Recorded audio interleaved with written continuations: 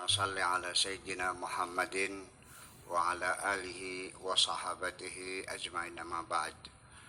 Para sesepuh alim ulama al-mukarramun, hadirin dan hadirat rahimakumullah, izinkanlah saya malam ini menyampaikan kebahagiaan saya bisa bertemu dengan bapak-bapak dan ibu-ibu semuanya. Dan malam ini kita ingin berbagi kebahagiaan. Mau nggak bagi-bagi kebahagiaan? Jadi saya ingin menyampaikan, kebetulan tadi saya mampir ke rumah besan saya di Klender, mau ketemu Kiai Munsir Tamam, mungkin mantan ketua MUI DKI dulu tuh, Pak Munsir Tamam. Kata besan saya, beliau sekarang sudah pakai roda, pakai ini. Pak Kiai kok masih tampan aja gitu, cakep aja. Saya bilang alhamdulillah saya masih bisa mengendari mobil sendiri Jakarta Surabaya, masih sanggup saya. Ya gitu. Pengen tahu rahasianya enggak? Jangan pernah menyimpan dendam dan kebencian kepada siapapun. Ya, setuju? Itu aja. Udah nggak usah pakai jamu, udah itu aja. Nah, maksud saya ingin bercerita beliau ini pakai roda. Orang kalau berjalan pakai roda cepat atau lambat? Orang yang berjalan lambat, tapi dia punya tujuan dalam hidup, jauh lebih baik daripada orang yang berlari kencang tapi tidak punya tujuan hidup. Setuju? Lari kencang, mau kemana? Nggak tahu. Bingung kan? Biar lambat tapi punya tujuan yang jelas.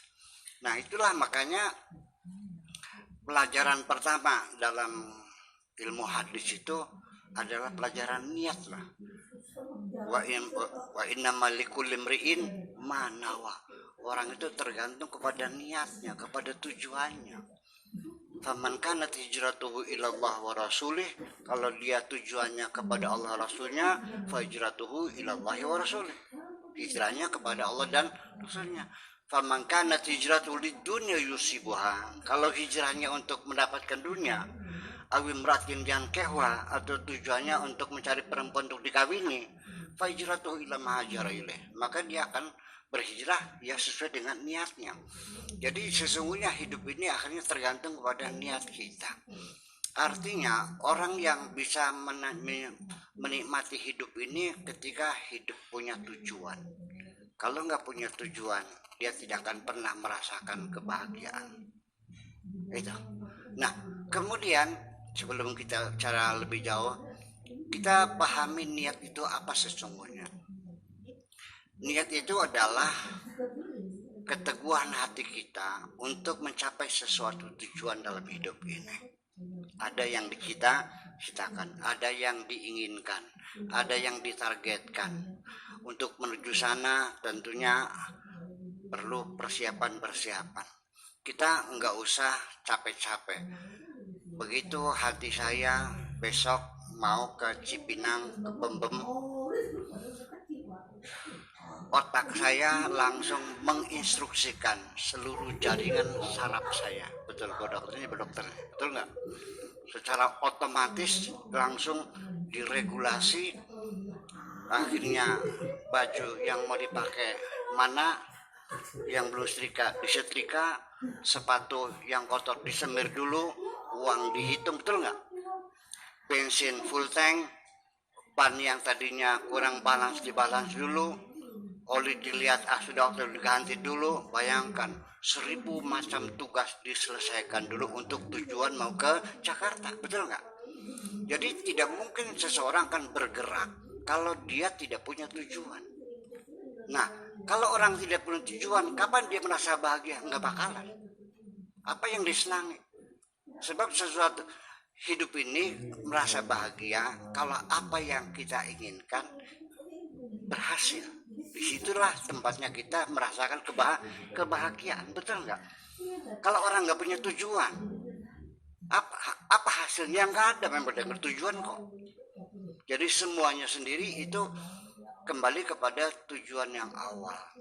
Nah, bapak-bapak dan ibu sekalian, itulah makanya niat ini sendiri perlu dikelola dengan baik. Sebab nanti yang paling substantif dalam menata kebahagiaan adalah dari niat kita yang pertama. Niat kita itulah dikelola dengan baik.